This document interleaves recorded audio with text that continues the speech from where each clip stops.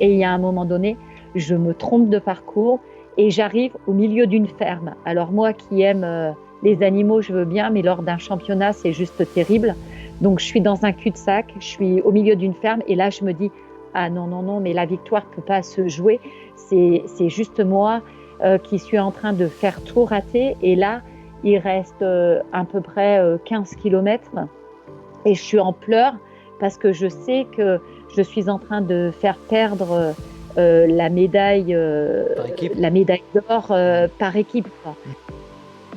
Salut à toutes les trailers et à tous les trailers, c'est Nico au micro et vous écoutez Let's Try, le podcast. Pour ce projet consacré 100% à la pratique et à la communauté du trail running, j'ai décidé de partir à la rencontre des différentes personnalités qui constituent ce milieu. Trailers inconnus, organisateurs de courses, athlètes de très haut niveau ou encore figures médiatiques, je souhaite vous faire bénéficier de leur expérience à travers un entretien au format long qui me permettra de vous faire découvrir plusieurs aspects de mes invités et ainsi connaître leurs histoires, leurs peurs, leurs motivations et leurs petits secrets. Pour constituer une réelle communauté autour de ce projet, chers auditeurs, je vous demande de participer à votre manière en notant avec 5 étoiles et en mettant un petit commentaire sur Apple Podcast ou en vous inscrivant à la newsletter mensuelle. Et passons maintenant à la présentation de l'invité du jour. Je m'entretiens avec une des athlètes françaises les plus titrées de notre pays. Elle a une particularité, c'est qu'elle a écumé les podiums sur des distances, des surfaces et des types d'épreuves complètement différents. En effet, en 2007, elle est championne d'Europe et vice-championne du monde de 100 km sur route et a gagné également le marathon des sables cette même année. En 2008, elle est sacrée championne de France de marathon en 2h38, puis championne de France de trail en 2010. Elle est également championne du monde de trail par équipe en 2011, puis championne du monde master de 100 km en 2015 et remporte le 100 km de Millau en 2019 en 8h36. Elle nous parlera de son activité de coaching personnalisé ainsi que de sa société 100% sport business que nous évoquerons en détail. Je ne veux pas vous faire patienter plus longtemps et je laisse place à ma conversation avec Laurence Klein. Aujourd'hui, je suis avec Laurence Klein. Laurence, bonjour, je te remercie de nous rejoindre sur le podcast. Bonjour. Alors, dans un premier temps, Laurence, et pour ceux qui ne savent pas ou qui écoutent le podcast après coup, nous sommes le 12 mai et nous venons d'être déconfinés du coronavirus il y a un jour. Comment s'est passé le déconfinement te concernant ?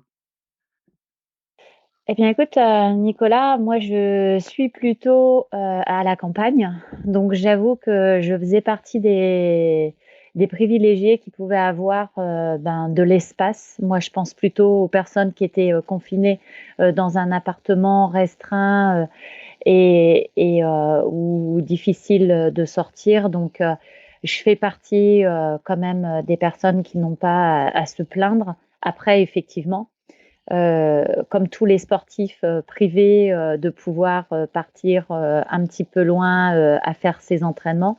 Donc, frustrée par forcément le fait de ne pas pouvoir trop bouger. Mais en même temps, c'est quand même ce virus, il faut savoir le combattre. Il faut se dire qu'il y a des personnes qui, au quotidien, les médecins, les infirmiers, les infirmières, tout le personnel hospitalier, bref, et les personnes des EHPAD étaient là pour combattre réellement. Donc, voilà, nous, on était plutôt dans la patience, dans la résilience. Les autres étaient sur le combat, les personnes malades également. Donc, j'espère que tout ça sera vite une histoire qui va essayer de se terminer très rapidement pour qu'on puisse passer aux belles choses et que ça soit plus qu'un mauvais souvenir.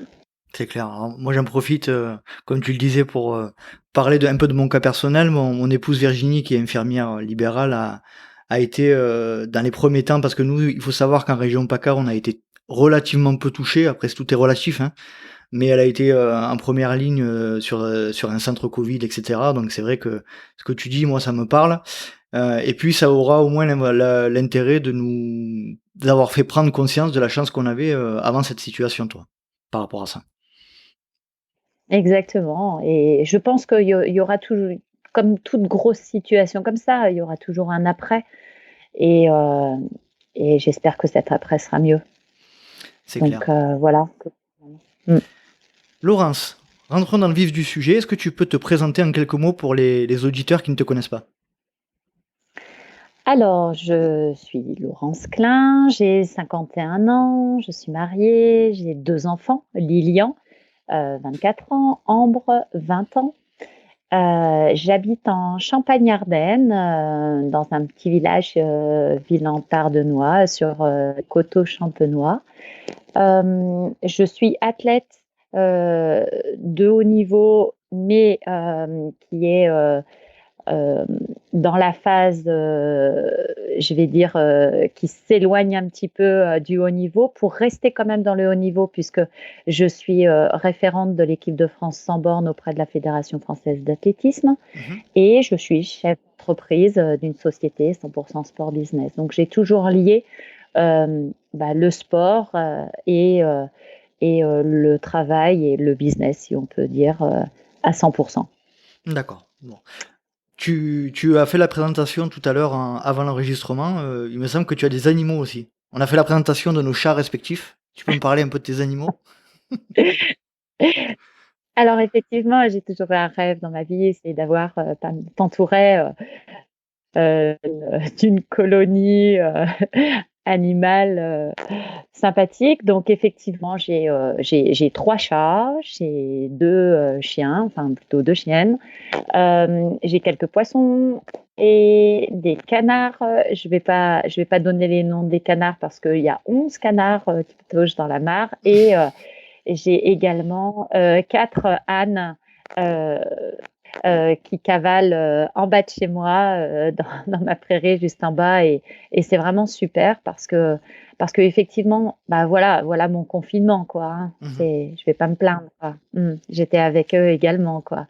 Et puis, il y a eu ce côté télétravail de tout le monde à la maison où mon fils est revenu, il est plutôt de Paris, il est revenu travailler ici à la maison et ma fille également. Donc ouais, non, c'est bien. Je suis entourée de ma famille. Puisque tu parlais de ton rêve d'enfant qui s'est réalisé, est-ce que tu peux justement nous parler un petit peu de toi et de ton enfance? Alors, je suis issue d'une famille de quatre, d'une fratrie de quatre enfants. Donc, mes parents m'ont eu assez tard, puisque mon frère, l'aîné, a 22 ans de plus que moi, ma sœur 18 ans de plus que mon frère 18 ans de plus que moi, ma sœur 11 ans de plus que moi. Quand on a des parents un petit peu tard, bah, on sait très bien qu'on va pas les garder forcément très longtemps. Mon papa est décédé quand j'avais 20 ans et maman est partie. C'est vrai que j'ai l'impression d'être un petit peu déracinée, mais en même temps, ils sont toujours là pour moi. Donc ma famille compte beaucoup. C'est, on est plutôt issu d'une famille plutôt modeste, ouvrière, de chaîne Et ouvrière. vous étiez en Donc, Champagne-Ardenne ou pas du tout? alors, je suis née à Grenoble, moi. Mais très vite, nous sommes revenus en Champagne-Ardenne, où j'ai fait toute mon enfance, ici, près de Reims. Mm. D'accord. Et donc enfant, Donc, comment te décrivais-tu? Plutôt hyperactive, discrète, comment étais-tu? plutôt timide, très timide. Je parlais peu. J'étais souvent sur la réserve. Et du coup, je pense que mes parents m'ont mis assez vite dans le sport où ça a développé des aptitudes un peu plus d'équipe, de coéquipière. Et là, je me suis complètement épanouie à travers le sport et à travers le sport dans mon enfance. Et ça m'a fait énormément de bien justement d'avoir euh, d'avoir des amis qui partageaient la même passion que moi. Et voilà, donc j'ai grandi à travers le sport. Et je pense que là, ça fait une quarantaine d'années maintenant que je fais de la course à pied. Donc j'ai commencé, j'avais 10 ans. Donc ça a été ton seul et unique sport? Sérieux, on va dire? Ouais, sérieux, oui, parce que j'ai fait de la gymnastique, mais je pense que j'étais pas très accro à la gymnastique. Mhm. Donc, j'ai préféré aller très vite courir et, Et je pense que j'ai commencé la course à pied, en fait, bien souvent on dit que les chefs pâtissiers ou les bonnes recettes commencent par des erreurs ou voilà, En on se essayant? dit ça. Et moi, en essayant, et ouais, ou des erreurs. Moi, je pense que ma course à pied a commencé par mon plus gros défaut. Euh, le retard, parce que je suis souvent en retard et je courais toujours derrière le bus scolaire. Et comme je courais toujours derrière le bus scolaire, je pense qu'on m'a très vite trouvé des aptitudes à la course à pied. Donc j'ai commencé, je dis souvent, la course à pied par un retard et voilà. Donc j'avais quand même déjà à 10 ans un entraînement quotidien, ce qui est pas mal quand même pour un petit de 10 ans. D'accord. Et tu as commencé, comment ça s'est passé la manière dont tu t'es inscrit dans un club au départ initialement ou tes parents t'ont inscrit sans te demander ton avis entre L'UNSS, guillemets? ouais. C'est ça, c'est à travers l'UNSS. Quand on est dans les premiers temps au collège, on est un petit peu repéré et à travers ces championnats du NSS, on, on m'a proposé de faire un premier cross et le cross des collèges, ensuite le cross UNSS.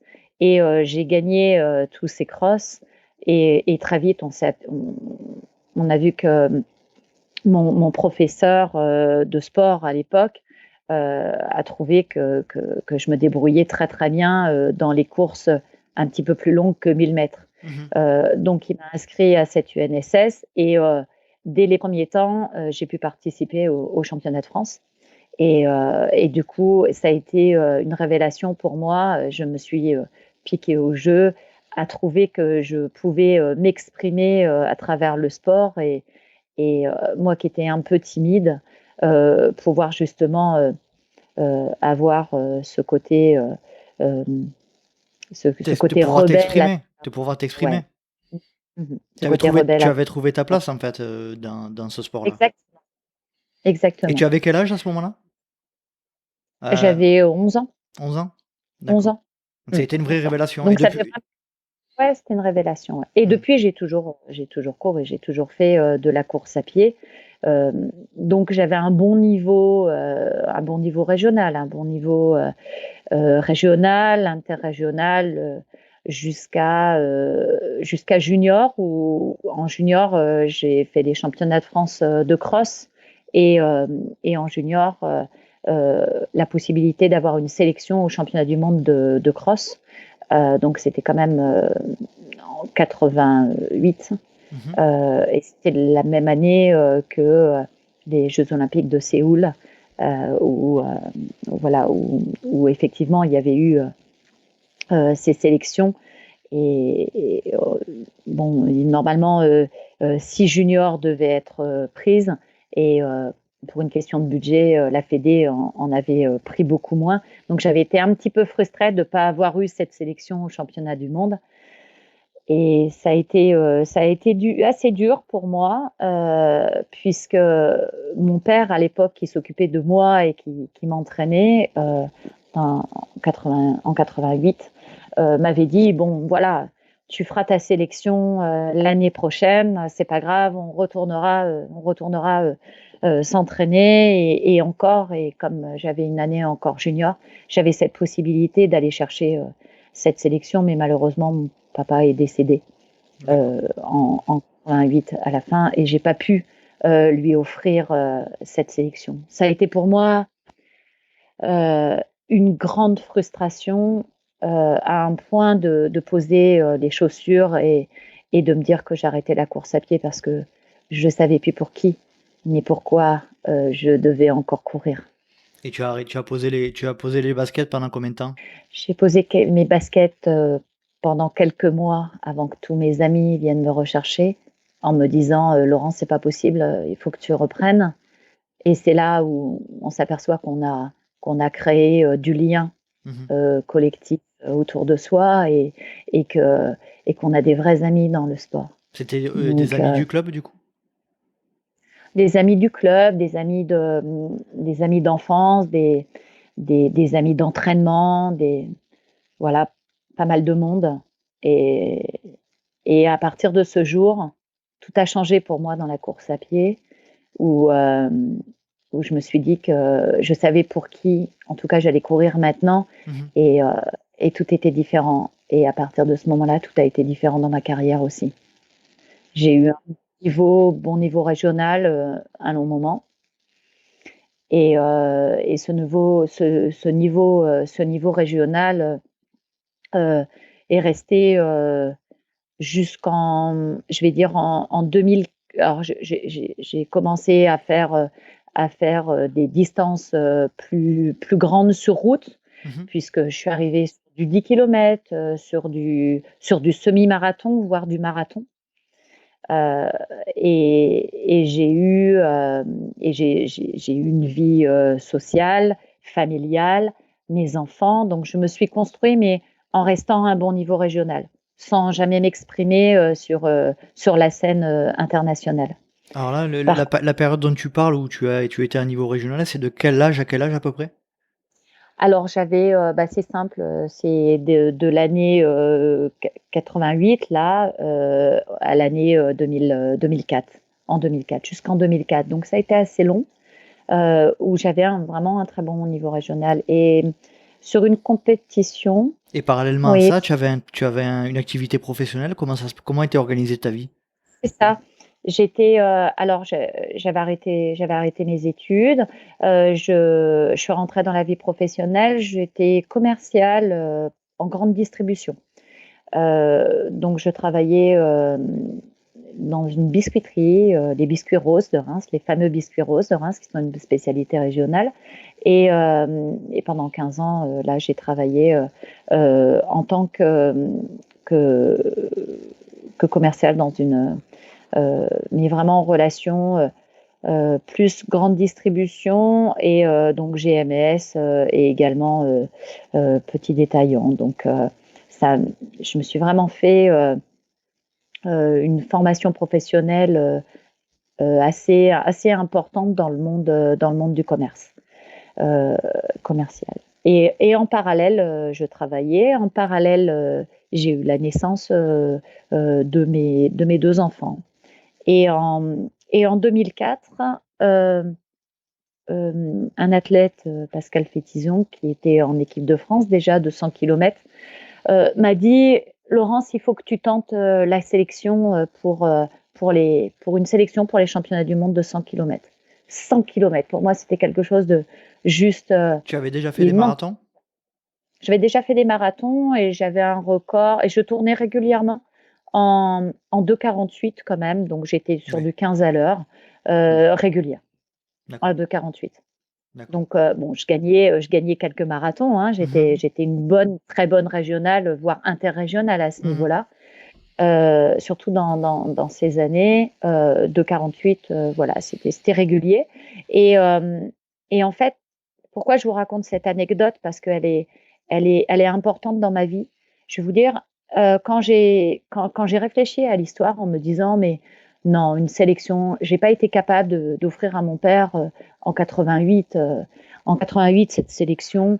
Donc moi, l'équipe de France, c'est pas pour moi, je laisse tomber. Et en rentrant à la maison après cette conversation avec cet athlète, j'ai regardé quand même quand tombaient les championnats, les sélections pour les championnats du monde. Et c'était le 20 juin 2004. Et le 20 juin 2004, en face de cet agenda, de ce calendrier, c'était quand même la fête des pères. Et donc, je me suis dit, à titre posthume, c'est le moment de, de recommencer Mhm. et d'offrir cette, cette possibilité d'avoir cette équipe de France et ce maillot bleu-blanc-rouge que mon père rêvait tant quoi, pour que je porte.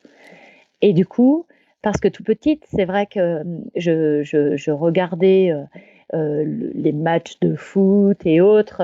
Mon père m'avait habituée à ce bleu, blanc, rouge et lorsqu'il y avait l'hymne française, de chanter la Marseillaise et autres. Donc, je suis quand même issue d'un milieu sportif, quoi, avec Patriotique, patriotique des sportif. valeurs patriotiques sportives, ouais. Mhm. Et d'être toujours derrière cette équipe de France. C'est pour ça que peu importe, quelle que soit la discipline, le sport, à chaque fois qu'il y a l'équipe de France, je serai toujours derrière. C'est très important pour moi d'être en appui de l'équipe de France. Mais du coup, en 2004, je me suis dit, je vais tenter ces championnats de France de 100 km. Donc, je me suis entraînée assez fort avec mon entraîneur de l'époque, Gilles Roca. Et à titre posthume, j'ai eu cette sélection au championnat du monde. Et donc, j'ai pu offrir à mon père cette sélection. Et après 2004, ma carrière internationale a commencé. Et c'est vrai que là, ensuite, ça a fait qu'un enchaînement entre le 100 km, le marathon, le trail et ce que vous avez pu voir de toute cette carrière avec ces 12 sélections en équipe de France. D'accord. Donc, c'est vrai que j'ai un parcours assez atypique puisque je peux aller d'un 10 km à une traversée de désert. Pour moi, tout ça s'est réuni dans la course à pied. Donc, on peut revenir sur ces étapes, mais en 2004, vraiment démarre une carrière internationale. Donc, en 2004, j'ai la sélection au championnat du monde de 100 km. En 2007, je fais, sur la demande d'une personne de la Fédé, je découvre le désert, m'invite sur le marathon des sables. Et pour moi, le désert, c'était quelque chose qui m'attirait assez, puisque j'aime ces grands espaces. J'ai besoin de grands espaces. Et je me suis dit, j'y vais, je me lance à aller essayer d'aller chercher une aventure. Tu avais l'expérience de ce type de format ou tu avais déjà fait du trail avant ça ou pas? Jamais. Donc Jamais. que du bitume et du 100 km. Du bitume, exactement. Mais j'avais une base de 100 km à ce moment-là, une base de moins de 8 heures sur 100 km. Ah oui, J'avais pas encore le record de France, mais j'avais une base de moins de 8 heures sur 100 bornes. Bien sûr, hein, avec de la vitesse, c'est plus facile de travailler cette VMA. Et donc effectivement, j'ai une très très bonne VMA. Je suis partie dans le désert. Et dans le désert, en fait, ça a été la deuxième chose, c'est que j'ai vraiment vécu des moments juste exceptionnels avec ce condensé de vie, de faire une compétition qui dure une semaine. J'ai gagné le marathon des sables en 2007. Ça a enchaîné très vite. Donc ça, c'est avril 2007, je gagne le marathon des sables. En septembre 2007, je repars au championnat du monde de 100 km sur une autre sélection. Et là, je bats le record de France. Je suis vice-championne du monde, championne d'Europe. Donc en 7h26. Donc ça fait du 13,4 km/h. Sur 100 km. Donc ça fait 2 marathons en 3h05, plus 16 km derrière. Donc c'est vrai que je suis super contente de courir ces championnats du monde. Donc c'est juste exceptionnel ce qui se passe à ce moment-là. Et donc ensuite, je décide de repartir sur marathon parce que j'ai la possibilité à ce moment-là. Dominique Chauvelier m'entraîne sur marathon et la possibilité de se dire qu'il y a peut-être un championnat du monde d'athlétisme à aller chercher. Et quand on fait, je pense, de la course à pied, un championnat du monde d'athlétisme, c'est quand même une belle consécration aussi. Donc, je m'entraîne également très fort et je fais Paris en 2009 et le marathon de Paris, je gagne je fais première française mais à ce moment-là, j'ai 40 ans. Et à 40 ans, je fais mes 2h37. Donc, je bats mon record et j'ai ma sélection pour les championnats du monde d'athlétisme. Je suis à ce moment-là, je pense, la plus vieille des athlètes de l'équipe de France à Berlin 2009. Mais je suis heureuse d'aller faire ces championnats du monde d'athlétisme. Ouais. Donc là, c'est la deuxième chose aussi qui a été un très bon dans ma carrière, un temps fort de ma carrière, c'est d'aller faire ces championnats du monde d'athlétisme. D'accord. Ensuite, si je continue dans ce déroulé de carrière, si vous voulez bien, Bien sûr, je t'en prie. j'ai fait, j'ai enchaîné avec Adidas, puisque Adidas, en fait, ça fait 15 ans maintenant que je suis ambassadrice Adidas. Et à l'époque, 2010, le trail commençait à prendre de plus en plus de place sur le marché, entre guillemets, de la course à pied, mais aussi dans le monde du développement de tout ce que l'on peut connaître entre les chaussures de trail, tout l'équipement, les équipementiers étaient très, très à la recherche de pouvoir développer le trail à travers ce business qui montait. On demandait de pouvoir aller chercher une sélection au championnat du monde de trail. Donc moi, j'arrivais de mes 2h37. J'ai cherché quel trail je pouvais faire. Il y avait l'éco-trail de Paris. Donc l'éco-trail de Paris, c'était quand même, j'avais trouvé ça exceptionnel d'arriver en haut de la Tour Eiffel. Je trouvais ça juste génial de pouvoir faire un trail de 80 km. Donc c'était un format qui était entre le marathon, entre le 100 km, sur un terrain relativement plat, même si 1500 mètres de dénivelé pour moi, c'est déjà beaucoup. Moi qui avais l'habitude de courir sur du plat, Tu n'avais je jamais me fait suis de dit, OK, trail à proprement parler avant? j'avais fait le trail des Templiers. J'avais fait les Templiers,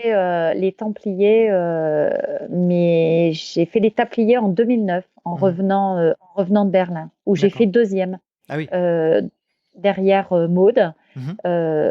derrière Maude Gobert à l'époque, Maude Giraud.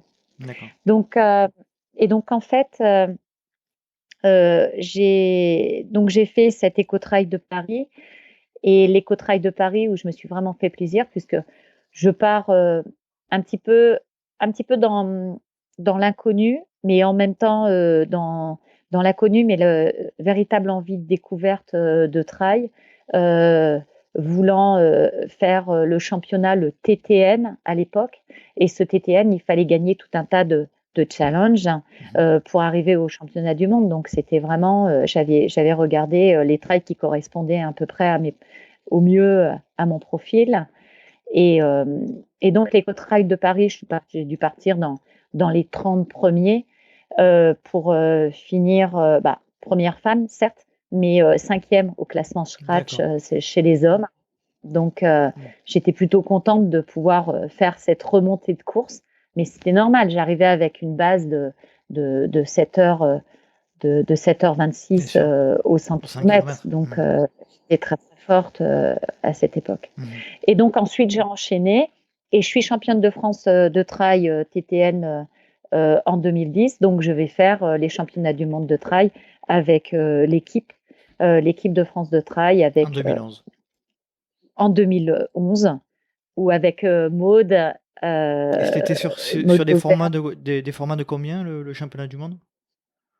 Alors c'était un format de 70 km. 70 km au Connemara avec 3000 mètres de dénive. D'accord. Donc avec Maude Gobert. Et là, Et avec Maude Gobert, qui à ce moment-là est championne du monde de trail, et Aurélia Truel, d'accord. où on gagne par équipe, et c'était juste formidable. Ouais. Raconte-nous un peu plus en détail ce championnat du monde. Ah, ça fait partie. Alors c'est marrant parce que ce championnat du monde fait partie de mes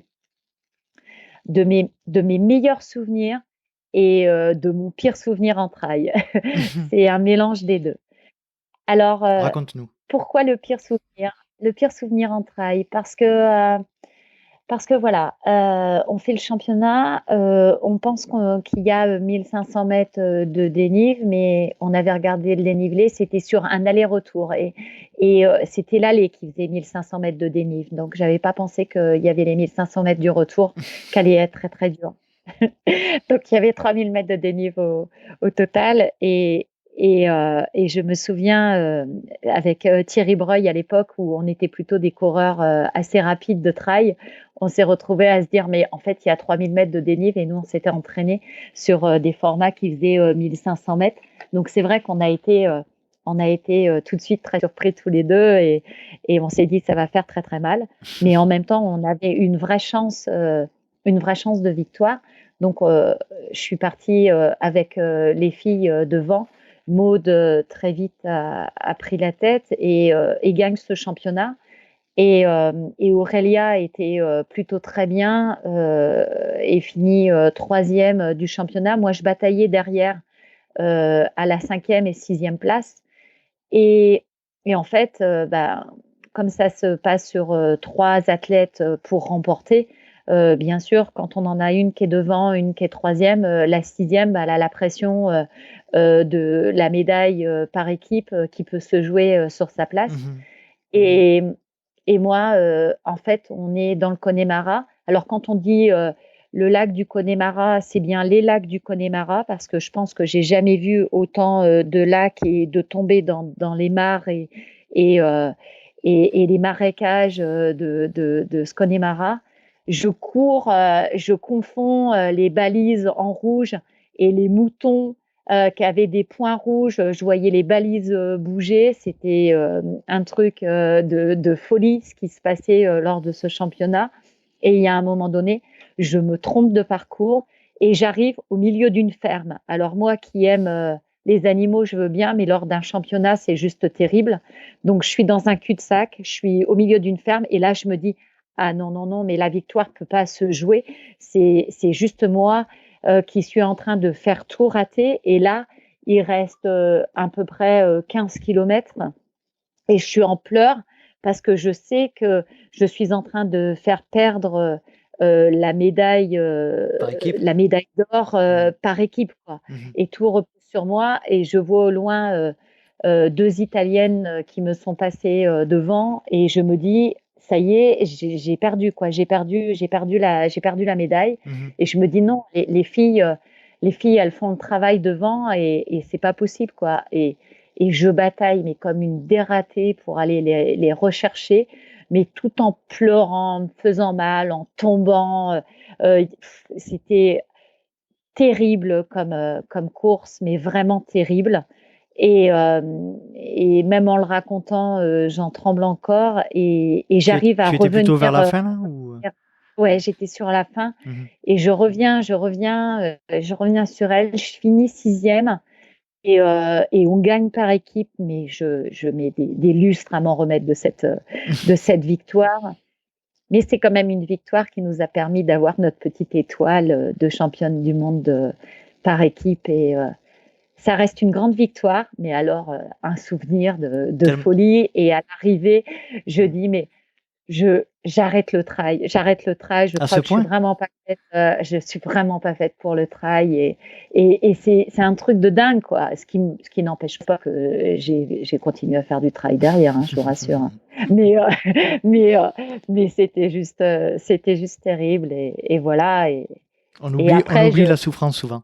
J'oublie vite, mais je dis souvent que la course à pied, les grandes compétitions, c'est un peu comme les accouchements, comme quand on est enceinte. Je compare ça comme des naissances parce que c'est vrai que la période où on est enceinte, c'est toute la période de l'entraînement, la préparation, voilà. Et puis ensuite la compétition, c'est l'accouchement, c'est compliqué, c'est difficile. On se dit oh là là, c'est plus jamais. Et puis quand on réalise qu'on a des beaux enfants, on se dit qu'on veut en faire un autre. Donc voilà, ça se passe exactement pareil. C'est la même chose, c'est des consécrations de vie. Donc c'est juste formidable. C'est clair. C'est des anecdotes terribles.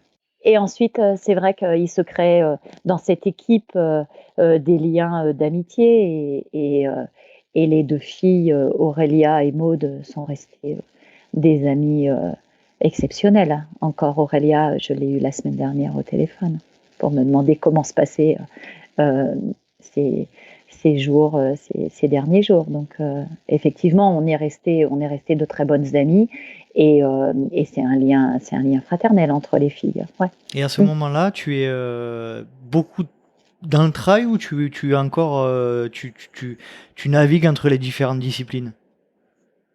Non, je suis beaucoup dans le trail. Je reviens reprendre un petit peu de vitesse toujours sur 10 kilomètres. Alors sur 10 kilomètres, je garde des bases de 34 minutes au 10 bornes. Mhm. Donc je garde toujours, j'essaye toujours, et c'est important pour les trailers de. C'est sûr que si on veut être bon en trail, il faut, quoi qu'il en soit, garder toujours cette vitesse de base. Mhm.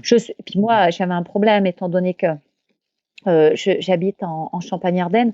J'ai peu de côtes qui font plus de 5 minutes d'ascension chez moi. Donc il faut que fallait que je travaille mes points forts, et mes points forts étaient d'avoir cette vitesse, cette vitesse. Donc je continue à toujours à courir entre du 10 km et du 100 km et du marathon et voilà.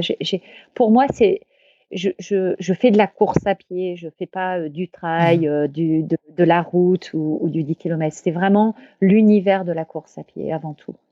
Et, euh, et ensuite, donc, dans, une fois passé cette année 2011, je reste l'année 2012, je me fais une rupture de tendon qui me permet pas d'aller au championnat du monde de trail, et donc je laisse ma place sur un autre championnat du monde.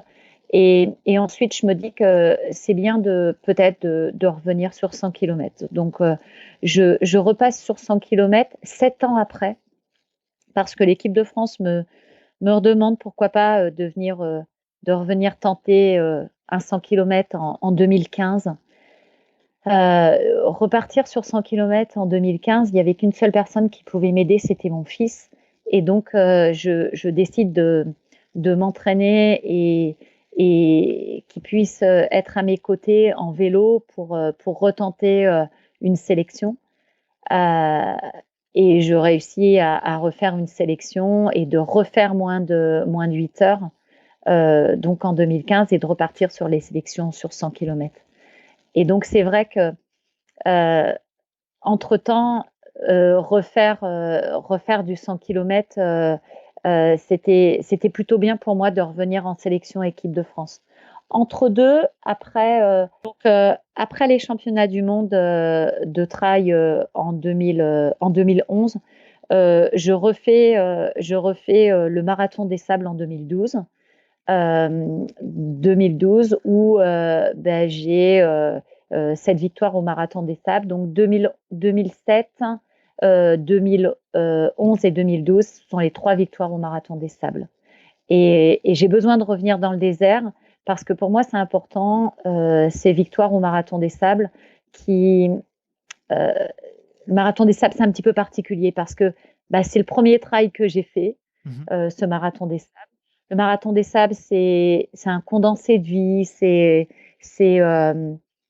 comment dire, on part sur une semaine dans le désert et, et même si on gagne une étape, on n'a pas gagné la bataille. Donc, ce sont des courses, toutes ces courses à étapes, ça change un petit peu des championnats où je peux connaître, où j'ai une ligne de départ, une ligne d'arrivée, et il y a la victoire qui est la victoire ou pas, mais en tout cas, l'arrivée est définie Mhm. dès la fin de la course. Là, on est sur étape par étape, donc on gagne une étape et pourtant on sait que les adversaires sont encore tout près et cette étape, elle est pas, c'est juste une étape, c'est pas terminé et la consécration se fait au fil des 6 jours et, euh, et c'est quand même émotionnellement très fort de passer un marathon des sables où, au fur et à mesure, ses adversaires, on les connaît, on sympathise avec.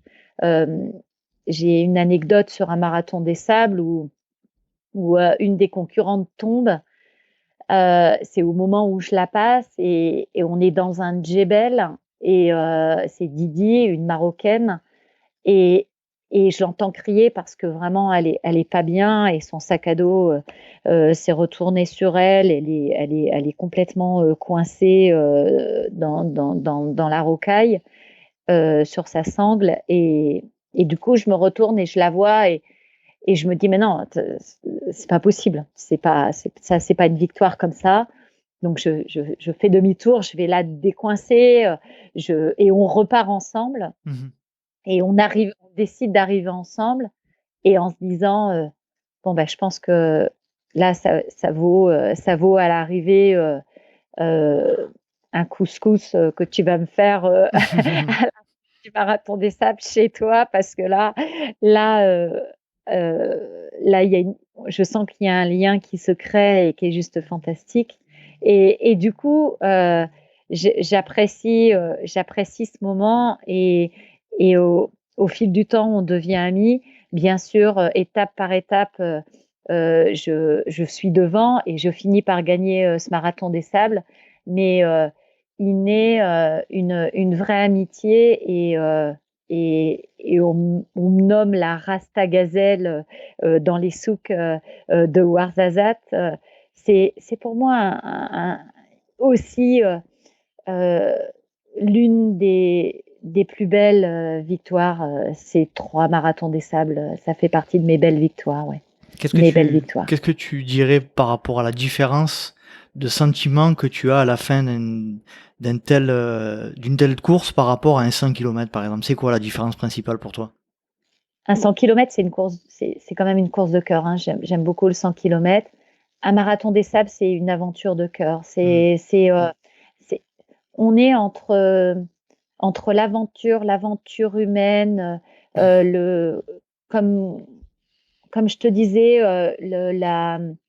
le condensé de vie, à l'intérieur du camp, voilà, parce qu'on est sur un bivouac, on est sous une tente, à 8, à être, alors on n'est pas en équipe, c'est une course individuelle, mais en même temps, il se crée, un tel collectif, dans l'attente de partage, que, on on a une petite famille qui se crée, c'est juste fantastique et on est au milieu du désert, quoi. C'est voilà, ensuite, je suis retournée plusieurs fois dans le désert et j'y retourne encore Tu as parce que là, croisé pour le Cécile coup Bertin, sur le marathon des sables ou tu as quelque exactement, chose à lui dire ouais. par le biais du podcast?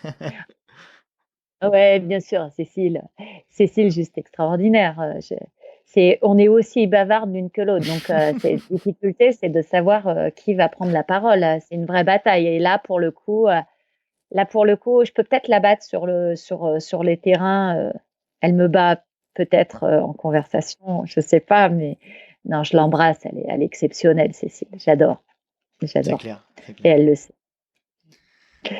Et mais c'est vrai que ce marathon des sables, c'est juste exceptionnel. Patrick Bauer a fait une course, une belle course de cœur, d'amitié, de partage. Un 100 kilomètres, heu, moi je connais les 100 kilomètres à travers l'équipe de France, donc c'est autre chose. C'est pour moi un 100 kilomètres, c'est le côté un peu tricolore, c'est le côté sélection, c'est le côté, sauf, le dernier 100 kilomètres qui est, l'année dernière quand même, Mmh. pour mes 50 ans où, j'ai eu le privilège quand même de m'offrir, la victoire des 100 kilomètres de Millau et Waouh! ça, c'était juste, c'était top parce que quand on a 50 ans, quand on a fait toute une carrière et qu'on se dit, «Bon, pour le dernier, il faut faire Millau» parce que Millau, c'est c'est un peu, la Mecque. Mmh. Si je dois faire, un petit peu le lien C'est la avec, le référence. Maghreb, mais c'est la référence, ces 100 kilomètres de Millau. C'est les plus vieux, sans bornes en France et voilà quoi. Alors, on n'y va pas pour gagner grand-chose, puisque aux 100 kilomètres de Millau, on gagne juste le fait qu'on a gagné ces 100 Mhm. kilomètres de Millau. Mais c'est la référence, ouais, c'est vraiment la référence. Et alors, ces 100 kilomètres de Millau, ils étaient un petit peu particuliers parce que ça faisait donc l'année dernière, ça faisait 1 an, c'était pile l'anniversaire de mon mariage, mais 1 an de mariage avec Fabrice. C'était l'anniversaire de Ambre, ma fille, et j'ai couru ces derniers 100 kilomètres avec mon fils Lilian. Tout était réuni et j'avais vraiment calculé parce que parfois il faut savoir calculer un peu comme une super constellation, quoi. Se dire que voilà, les étoiles sont réunies pour que ça puisse faire quelque chose de joli. À moi maintenant de pouvoir faire en sorte que ça soit encore plus brillant. Et donc, j'étais vraiment heureuse de C'était, gagner c'était ces une, 100 kilomètres de bio. c'était une Ouais. apothéose en fait. C'est une Tu l'as apothéose. vu comme une apothéose dans ta carrière? Oui, parce que en fait, j'aime mettre des points.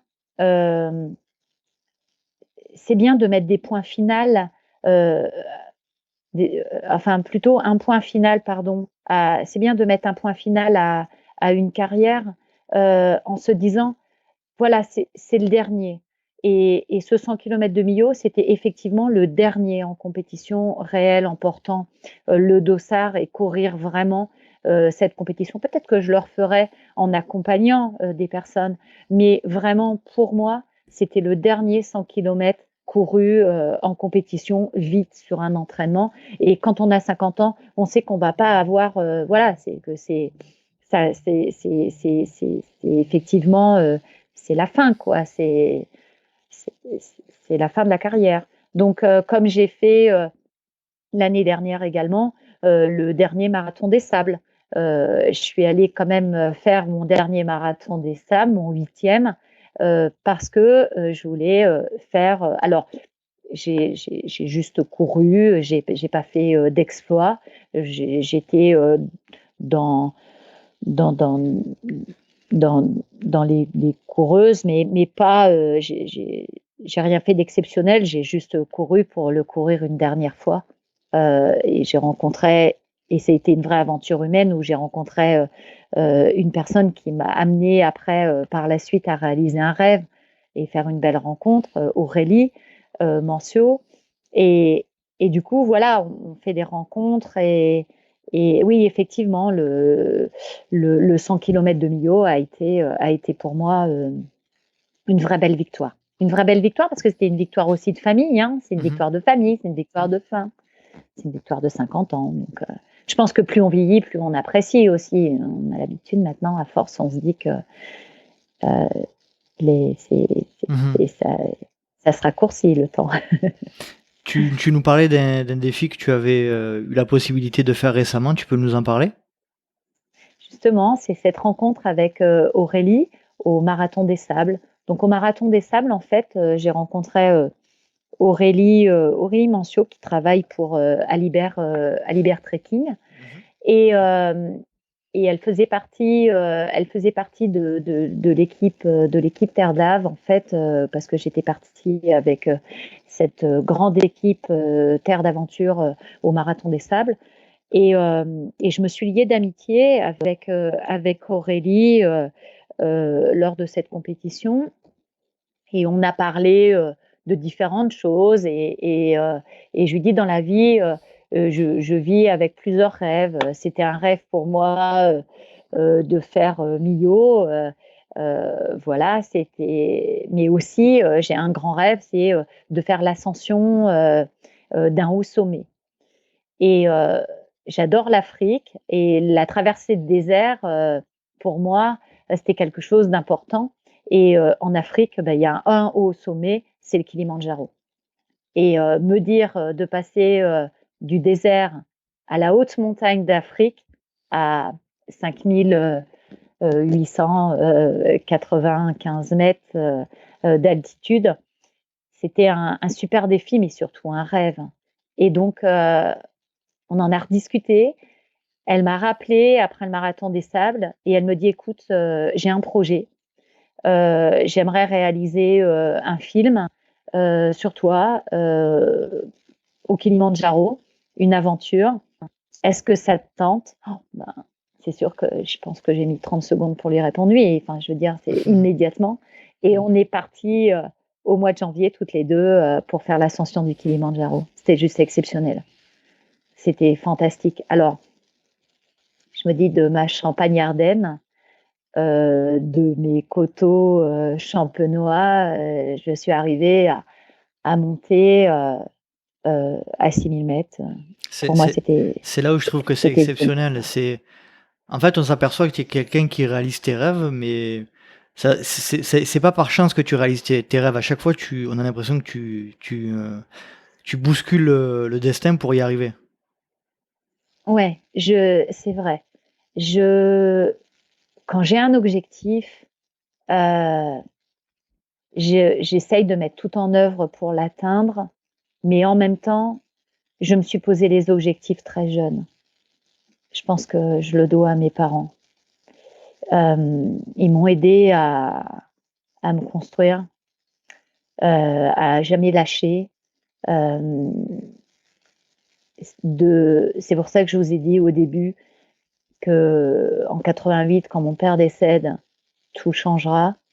Parce que quand mon père décède, je me dis qu'on n'a qu'une vie, qu'il faut savoir en profiter, qu'il faut, il faut savoir se mettre des rêves et, et les réaliser et, et prendre le temps de les réaliser parce que parce qu'il faut prendre le temps de les poser De les apprécier. et de les apprécier. Parce que quand on veut tout faire tout de suite maintenant, être boulimique, c'est bien, mais épicurienne, c'est mieux. Mhm. C'est Il faut savoir, déguster, heu, chaque moment de la vie. C'est important, Très beau. c'est important. Et c'est très vrai. Moi, ce qui me touche aussi dans ton histoire, c'est que, et j'en parlais encore il y a peu avec Guillaume Sio, qui est l'animateur du podcast Dans la tête d'un coureur. On a parlé de ce problème ou pas de communautarisme dans le trail, dans la course à pied. Et toi, tu es complètement l'inverse, c'est-à-dire que il y a pas de communauté chez toi, quoi. Enfin, il y a Ouais, pas de clivage, il y a pas de barrière entre la course à pied, c'est la course à pied. pour moi, la course à pied, c'est la course à pied. Du 10 kilomètres, aux 100 kilomètres, le trail, le désert et maintenant même je dirais même, les aventures, les marches, Les les treks. treks. Mhm. Les treks, on peut les mettre dedans parce que pour avoir fait un vrai trekking, ce que j'ai vécu au Marathon des Sables avec, ce le bivouac, quand j'ai fait le Kilimandjaro, c'est exactement la même chose avec des porteurs. Tous les jours, j'avais, les porteurs qui étaient là. J'ai eu la chance de fêter mes 51 ans en haut du sommet, enfin presque, la veille de l'ascension. Et ces porteurs sont venus me souhaiter mon anniversaire en chantant en tanzanien. Je trouve ça juste exceptionnel. Et c'est la même chose pour moi.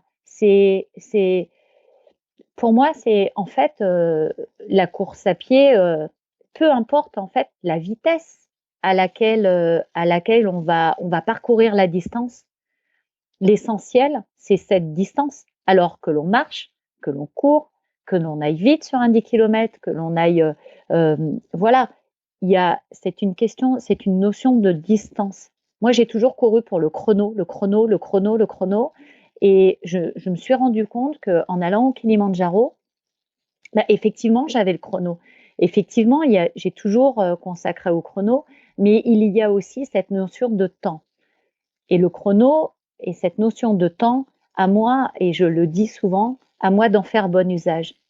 J'ai un temps devant moi, à moi d'en faire bon usage. Le chrono, il tourne toujours, C'est clair. mais, c'est important de se dire que par contre, j'aime parler des choses que j'ai fait, effectivement, mais je n'aime pas être trop dans le jadis. J'aime bien quand même, être dans les virages, de prendre des vrais virages et on se dit qu'effectivement, là, c'est un virage, on arrête et je vais me consacrer aux autres, à travers, le coaching, à travers, ben, bien sûr, mon travail puisque avant tout, je suis aussi une chef d'entreprise, donc j'ai aussi des objectifs de business. Mmh. Mais, effectivement, je il faut se dire aussi que voilà, l'avenir est devant, les enfants, voilà, c'est aussi ça, c'est aussi important. Donc, c'est pour ça que j'aime aussi transmettre, avant tout transmettre. Alors, c'est fantastique parce que à chaque fois, tu as le chic pour me faire les transitions à ma place. On va parler justement un petit peu de ton activité professionnelle et notamment de l'activité de coaching. Est-ce que tu peux nous parler de cette activité? Quand a-t-elle commencé et quelle est-elle? Alors j'en ai fait plusieurs. Là, j'ai remis mon site un peu plus à jour, mais j'en ai fait plusieurs. J'ai fait du coaching aussi à travers, des stages, entre guillemets «marathon des sables». Donc j'emmenais des personnes, dans le désert et je leur apprenais à faire, ce fameux sac parce que, quand on fait le marathon des sables, effectivement, il faut avoir une vraie belle préparation physique, mais il faut avoir une excellente préparation de sac. Parce que quand on arrive avec un sac qui fait, plus de 10 kilogrammes, on peut pas, on va pas faire une belle course, ça va être un handicap. Donc il faut que ce sac fasse, 6,5 kg à peu près et donc, bah, faut savoir, mettre 6,5 kg donc 4 kilogrammes pour la nourriture, puisqu'on est en autosuffisance, hein, c'est Mmh. 250 kilomètres à travers le désert en autosuffisance. Donc, il faut savoir avoir une vraie gestion de son sac. Donc, j'ai fait du coaching à travers le marathon des sables, mais je fais aussi du coaching sur les personnes alors plus les femmes, qui ont tendance à se dire j'aimerais courir, mais j'ai pas le temps.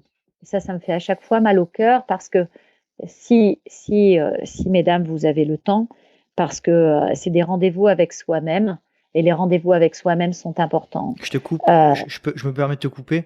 Je suis désolé, mais moi c'est pareil, cette alors, je suis un peu extrémiste là-dessus, mais je déteste cette expression. J'ai pas le temps, L'expression, je déteste, ouais, je la déteste, mais vraiment. C'est-à-dire que ouais, pour moi, ça a pas de sens. voilà, c'est Je ça. ne prends quand je dis ça, je dis toujours: «Je ne prends pas le temps». Je dis pas: Ouais, «J'ai c'est pas le ça. temps» et la Exactement. différence, elle est On est d'ac- fondamentale. Allez, exactement, exactement. Je suis d'accord avec toi sur ce point, mais à 200%. Il est très important, ce sont des rendez-vous avec soi-même. Il suffit d'analyser. Demain, vous avez un problème, enfin, les personnes ont un problème de santé, vont avoir le temps d'aller chez le médecin ou d'aller chez le coiffeur ou d'aller autre. Donc, on a toujours le temps. C'est une question d'organisation. C'est vraiment une vraie question d'organisation. Euh, Moi, j'étais athlète, je travaillais, j'avais mes 2 enfants et je vivais seule et ça, c'était, en 2009 et j'étais athlète de haut niveau et j'arrivais à amener tout de front. Mais parce que j'étais bien organisée et ne pas avoir le temps, ça ne veut pas dire grand-chose.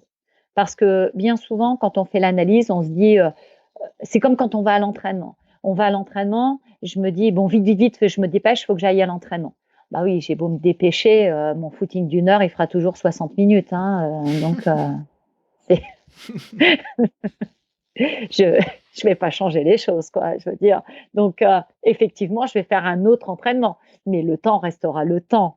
Donc, euh, on a, on a, il faut savoir prendre le temps. Et Ouais. prendre le temps, ce n'est pas perdre son temps. Et pour en revenir à ton Attention. activité de coaching, tu disais donc c'était, pour des personnes qui disaient, Et ne donc, pas avoir le temps. voilà, l'activité de coaching, c'est vraiment pour les personnes qui me disent non, mais j'ai pas le temps, je sais pas comment tu fais, j'ai pas le temps. Mais si on fait l'analyse, parfois on me dit mais ah bon, mais tu travailles? Ah bon, mais tu es chef d'entreprise, mais tu as réussi à avoir cette carrière, mais comment tu fais? Bah oui, oui, oui. Et puis quand je dis bah, j'ai 2 enfants, ah bon, mais on a l'impression que j'ai laissé mes enfants, mais pas du tout. Mes enfants sont épanouis, sont avec moi et sont heureux aussi d'avoir une maman qui, je pense, a un parcours de vie aussi prenant, parce que c'est ça aussi, c'est se réaliser soi-même, c'est aussi faire attention à son entourage, parce que son entourage, je suis fière que mes enfants se réalisent, mais eux également. C'est pas parce que je vais pas être avec eux 1 heure dans ma journée parce que je vais aller à l'entraînement que je les aime pas, que je fais pas attention à eux, que voilà. Il faut savoir se dire que euh, tout ça, ça fait partie des piliers. Je fonctionne avec 4 piliers. Et mon pilier, en fait, le premier pilier, c'est la famille. J'en parle souvent. Le premier pilier, c'est la famille. Et la famille, c'est une richesse, c'est le refuge, c'est important, c'est l'amour important, c'est le soutien, c'est le soutien intarissable, c'est vraiment une envie de faire partager, faire partager à l'infini. Ça, c'est la famille, vraiment. Le deuxième pilier, c'est le travail. Le travail, c'est quoi? C'est la culture de l'épanouissement intellectuel. C'est hyper important également. Et pour ma part, c'est un enrichissement personnel d'avoir créé ce 100% sport business. Donc, c'est c'est un vrai deuxième pilier. Et le troisième pilier, c'est ce pilier du sport, la liberté physique, le dépassement de soi, un esprit d'équipe dans un corps libre d'avancer seul. C'est hyper important également. C'est un réel équilibre. Et notre quatrième pilier, puisqu'il faut que la table soit bien équilibrée et qu'il y ait 4 pieds. Et ce quatrième pilier, c'est l'émotionnel.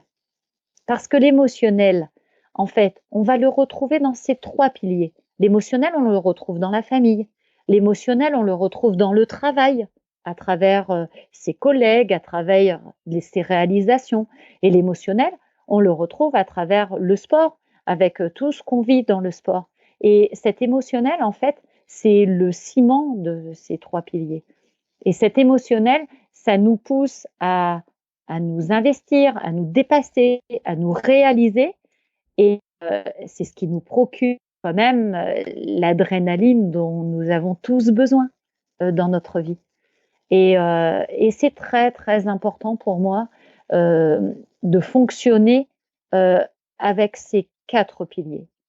Et c'est pour ça que c'est un partage entre le sport, le travail. Si on est uniquement focalisé sur sa famille et qu'on se dit j'ai pas le temps, je m'occupe de ma famille, j'ai pas le temps, c'est dommage parce que si un jour ça lâche, eh bien tout lâche. Donc c'est pour ça qu'il est important d'avoir différentes accroches qui fait l'équilibre et ça fait l'équilibre de l'ensemble des choses et Et puis aussi voilà aussi notre pouvoir s'appuyer sur un des piliers, quand, comme tu disais, quand quand il y en a un un ou qui plusieurs, lâche. autres piliers ne fonctionnent pas bien. Exactement, Mmh. exactement. C'est très important d'avoir des accroches. On est blessé dans le sport, on va se récupérer à travers sa famille, son travail. On perd son travail, on se récupère à travers sa famille et le sport. Voilà, et on va chercher l'émotionnel, ainsi de suite. Mais c'est très important d'avoir justement ces accroches émotionnelles. Moi, c'est plutôt comme ça que je les appellerais. Et Et donc, il faut se partager et avoir le temps mmh. d'aller se poser sur ces différents terrains. Et Mmh. cette activité de coaching, aujourd'hui, tu l'as fait, encore aujourd'hui? Elle te prend combien de temps? Elle me prend pas forcément, elle me prend pas forcément beaucoup de temps. Je j'entraîne 2 petits jeunes là de 20 ans qui sont plutôt eux dans la compétition, mais également des femmes qui viennent plutôt rechercher des starters. Parfois, ça dure pas longtemps. On Mmh. me demande du coaching sur une reprise et voilà, donc on met des missions un petit peu de reprise. Ça peut être du coaching sur des missions de reprise. Les filles ont besoin de moi peut-être 6 mois et puis après elles s'envolent. Et voilà, ça suffit. C'est du coaching J'aime bien remettre motivationnel? exactement. D'accord. C'est exactement, on pourrait l'appeler comme ça. On pourrait l'appeler comme ça. Et puis après, je suis en relation avec tous ces athlètes de l'équipe de France qui viennent me demander quand même parfois beaucoup de conseils. Alors Euh, quel est ton rôle ou, par rapport à ça justement, précisément? Par rapport à ça, bien, avec le sélectionneur Patrice Binelli, on regarde, on recherche les athlètes qui peuvent potentiellement arriver en équipe de France et pouvoir reconstituer une nouvelle équipe. Donc là, avec cette année, c'est un petit peu compliqué puisque les championnats du monde ont été annulés. Donc il va falloir retravailler. Je m'occupe des stages équipe de France, d'organiser ces stages et de pouvoir trouver des endroits et pouvoir ben, trouver des parcours pour eux également. Donc, je suis la référente du 100 km. Donc ça aussi, c'est une consécration. Quand on a toujours couru euh, pour la Fédé, pour l'équipe de France, et qu'on nous demande de prendre ce relais, ce relais de pas de coach, mais de, de, de référent. Quand il y a un souci, les athlètes viennent me voir et me posent et me soumettent leurs petits soucis ou ont besoin de se rassurer aussi sur des compètes. Ouais. Et puis C'est une fierté patriote comme tu es, c'est une fierté de faire partie de nouveau de l'équipe de France du coup. ouais, oui, bien sûr. Je garde le pied dedans. Est-ce qu'on peut parler de ton autre activité 100% sport business? Est-ce que tu peux m'expliquer le concept et nous en dire un peu plus s'il te plaît? Alors 100% Sport Business, c'est une société que j'ai créée avec Jean-Raphaël Etier, mon associé, en 2015. Moi qui ai toujours été dans le commerce et travaillé en grande distribution, je voulais lier le sport, justement, la passion, Mhm. donc un des piliers, avec un deuxième pilier, le travail, qui est le business, et se dire, je peux peut-être travailler le commerce et le sport, et de travailler et d'appeler et de créer une société qui s'appellerait 100% Sport Business. Et donc, 100% Sport Business, c'est une force de vente supplétive mutualisée. C'est-à-dire que, donc, quand on appelle force de vente supplétive mutualisée, une force de vente, c'est un ensemble, c'est l'ensemble de la flotte qui va vendre les produits en magasin. Non pas les commerçants, mais présenter les produits en magasin. Et bien souvent, les marques, ça coûte relativement cher d'avoir une force de vente qui va aller sur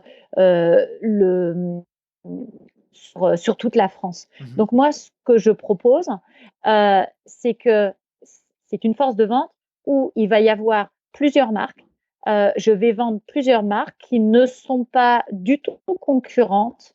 Donc, je peux avoir une marque de diététique, comme je ne sais pas si je peux citer les marques Bien diététiques. sûr que tu peux. Donc, j'ai une marque de diététique Apurna. Donc, je travaille pour Apurna. Comme je vais vendre Shock Absorber, ENS. Donc là, c'est les sous-vêtements de sport. Plus technique, mais également les lacets Ikiz.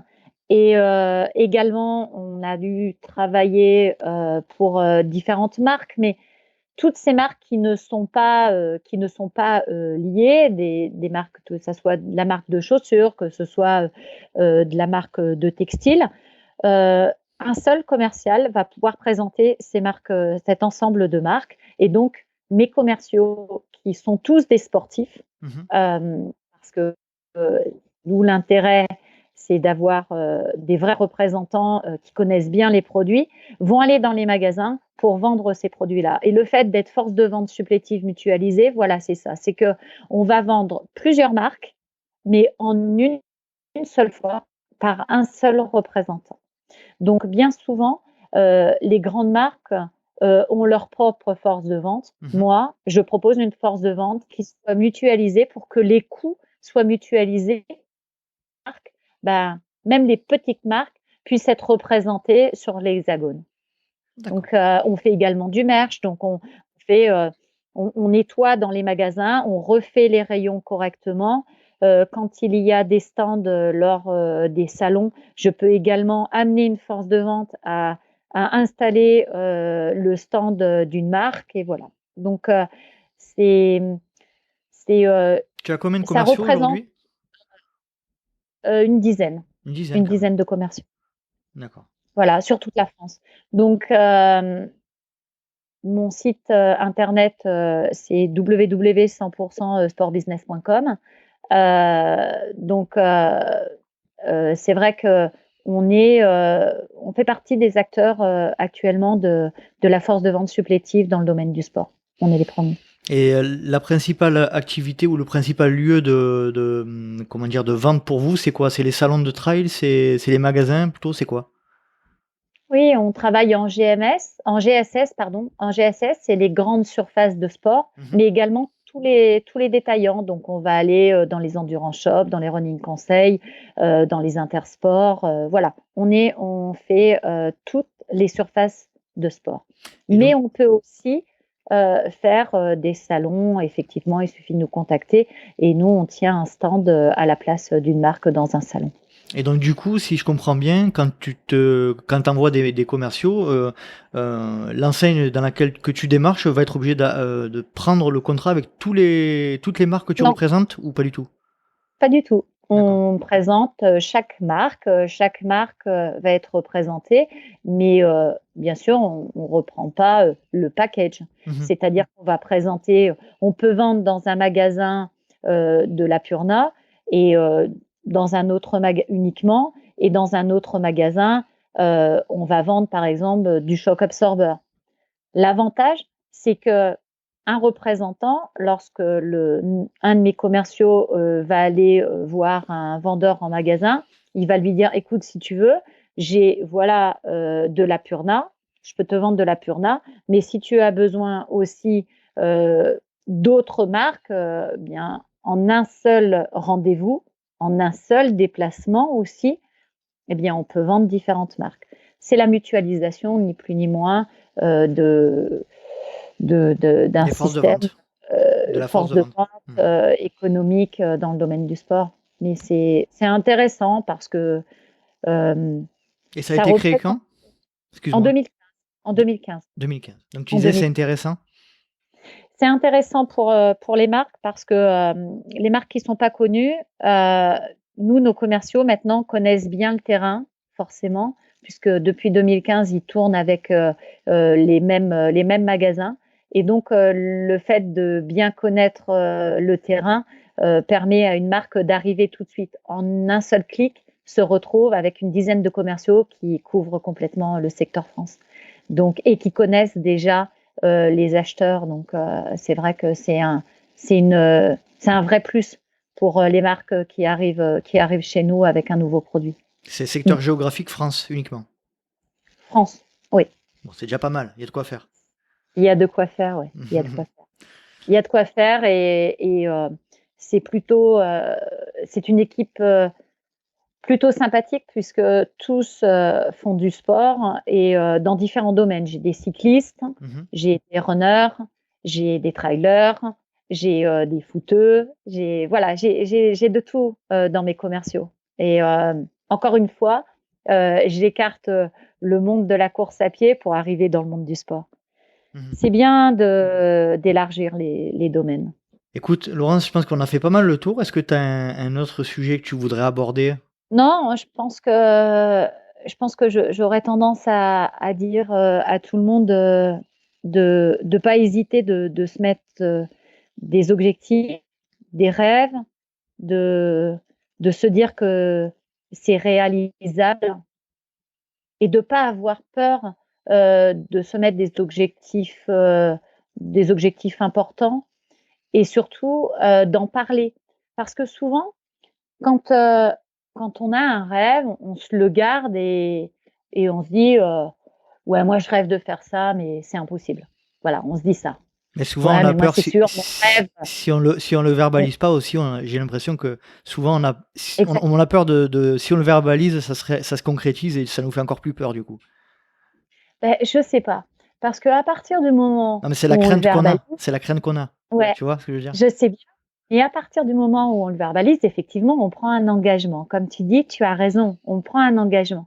Mais prendre un engagement, c'est voilà, c'est de faire un premier pas et de faire partager ses rêves. Partager ses rêves en famille, c'est important. Pourquoi? Parce que quelque part, vous allez faire rêver peut-être d'autres personnes en même temps que vous et en fait, on réalise plus le rêve, soi-même, mais c'est un vrai projet, parfois un projet de vie, un projet de famille et parfois, moi, je vois bien, quand je suis partie au Kilimandjaro, ma famille était très enthousiaste de me voir partir et on part aussi avec eux quelque part là-bas Mmh. et ça aussi, c'est bien.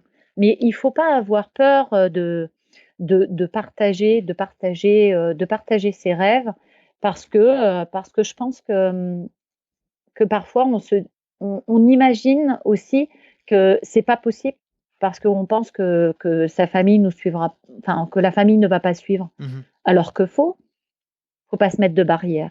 Il faut savoir partager et tout ça, c'est du partage. Il faut savoir partager dans la vie. C'est important. Ben, merci pour le message et pour le conseil que moi je suis personnellement, hein. Laurence, on va terminer le podcast par des questions qu'on appelle les questions rapides. Alors, Ah, bien. l'idée c'est de répondre de manière rapide, sans rentrer trop dans le détail et sans donner d'arguments. Alors, on est parti. Tu es prête? Ouais. Alors, plat favori après la course? Un Yoplait. Yoplait. Ouais, un verre un yaourt liquide. Un yaourt liquide. Boisson favorite après la course? La boisson, je vais dire la boisson de rêve du Papurna, désolée. Allez, il y a pas de problème. Gel, bar, gel ou bar, les deux ou aucun des deux? Les 2, Les deux. Fait maison ou industriel? industriels. Tu préfères courir en France ou à l'étranger? Ah, oh, hem, oh, c'est dur, hein. Eh oui, c'est dur. Il faut choisir. À l'étranger. Tu préfères courir seul ou accompagné? À l'entraînement accompagné, en compétition seule. Tu préfères les racines ou le verglas? Les racines.